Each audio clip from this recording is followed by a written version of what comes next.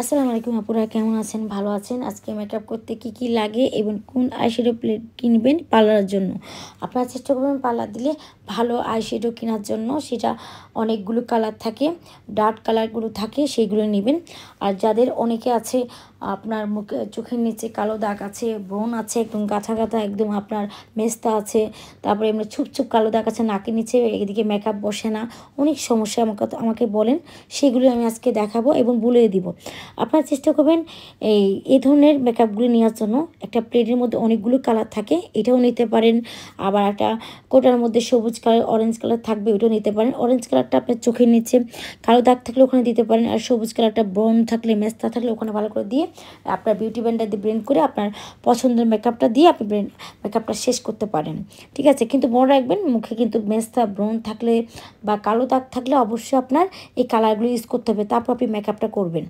আপনি এটা হচ্ছে লিকুইড ফাউন্ডেশন, এখন যেহেতু শীতকাল চলে আসতেছে, লিকুইড ফাউন্ডেশনটা আপনারা ইউজ করতে পারেন। এটার সাথে যদি যারা একটু ইলো টাইপের কালার, এটার সাথে আপনি একটু উজ্জ্বল আরও ফর্সা করতে চাইলে আপনি একটু, এটার অনেকগুলো কালার আছে, এটার মধ্যে উজ্জ্বল কালার একটা আছে, ওটা নিয়ে মিক্স করে আপনি মুখে লাগাতে পারেন।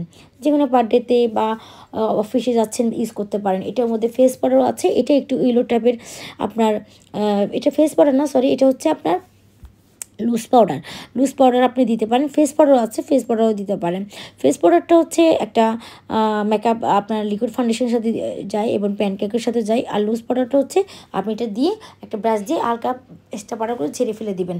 এই সম্বন্ধে আমার অনেক ভিডিও আছে, দেখে নেবেন। তো আমি প্লেটটা দেখে দিচ্ছি।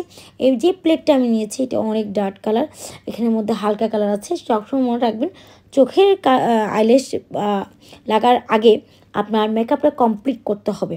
সেটা হচ্ছে আপনি চেষ্টা করবেন হালকা কালারটা আগে দিয়ে তারপরে আপনার ডার্ক কালার দিকে যাবেন। যদি আপনি আগে ডার্ক কালারটা দেন সেক্ষেত্রে কিন্তু মানে আপনার চোখের মেকআপটা কমপ্লিট হবে না। আপনি যদি এখান থেকে ঘন করে আগে ব্লু কালার পেয়েছেন বা পিঙ্ক কালার পেয়েছেন, আমি দিয়ে দিলাম, হলো না। প্রথম হালকা দিকে হালকা করে আপনি করবেন, চোখের হালকা কালারগুলো দিবেন, তারপরে আপনি যে কালারটা আপনার চয়েস করতে সব আস্তে আস্তে আপনি ডার্ক কালারের দিকে যাবেন। সঙ্গে সঙ্গে আপনি ডার্ক কালার দিবেন না। এখানে অনেকগুলো কালার আছে, দেখতে পাচ্ছেন আমি ইউজ করেছি। এই প্লেটটার মধ্যে আমি এর জন্য নিচ্ছি, যারা পার্লার আছেন তারা এটা দিতে পারেন। আর এই প্লেটের মধ্যে অনেকগুলো আছে, যেমন বাইরের ব্র্যান্ডেরগুলো অনেক দাম, যেমন ইউকের এগুলো হচ্ছে 7,000, 8,000, 12,000, 15,000, অনেক টাকার আছে।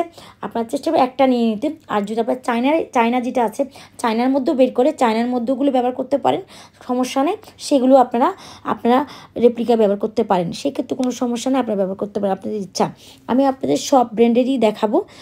আপনাদেরকে আমি আগেই বলেছি, আমার পার্লার যদি দিতে চান আপনার সেক্ষেত্রে ভালো ব্র্যান্ডেরই ব্যবহার করে ভালো। আর যারা একান্তভাবে সাজতে চান তারা একটা ফাউন্ডেশন নেবে, একটা দিয়ে শেষ করবেন। এটা হচ্ছে আমি আপনাকে দেখে দিচ্ছি, এটা একটা নিয়ে নিলে যদি আপনাদের ছোপ ছোপ ব্রণ থাকে, সবুজ কালারটা নিয়ে যেখানে ব্রণ আছে সেখানে দিয়ে আপনারা হাত দিয়ে একটু ব্লেন্ডার দিয়ে, হাত দিয়ে হোক, ব্রাশ দিয়ে হোক, আপনারা একটু ব্রণে বা মেস্তার এদিকে এদিকে আপনি দিতে পারেন। এরপরে আপনার কালার, চোখের নিচে দাগ আছে, কালো কালো ছাপ পড়ে যায়, নাকের নিচে, থোতার নিচে কালো কালো, এগুলো কিন্তু ডাইরেক্ট মেকআপ বসবে না। অরেঞ্জ কালারটা দিয়ে একটু ম্যাশ করে আপনার তারপরে মেকআপটা লাগাবেন। আপনি চাইলে এটাও নিতে পারেন।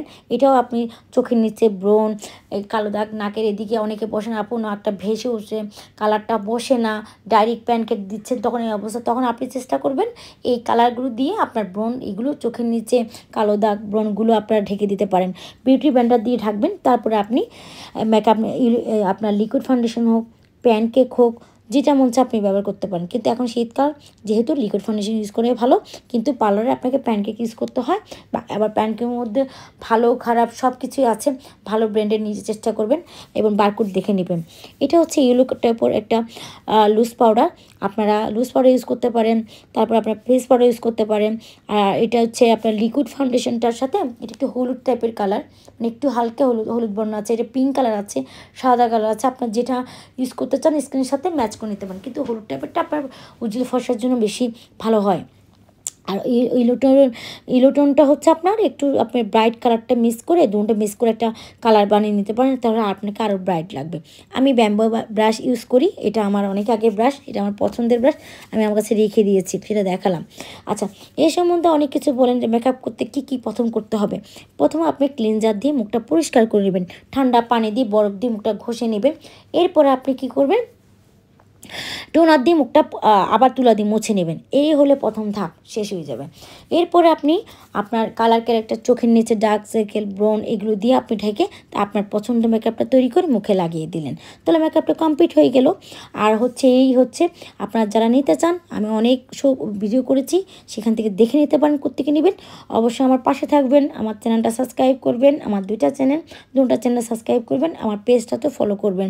আর যারা কোনো কমেন্ট করতে চান, আমাকে জানতে চান, জানতে পারেন, কোনো সমস্যা নেই, আমি সব কথা উত্তর দিব। আপনাদের জন্যই কিন্তু আমি ভিডিও বানাই। আর যাদের কালার এগুলো পছন্দ হবে আমাকে বলতে পারেন, আমি পেজের নামটা মেনশন করে দিব।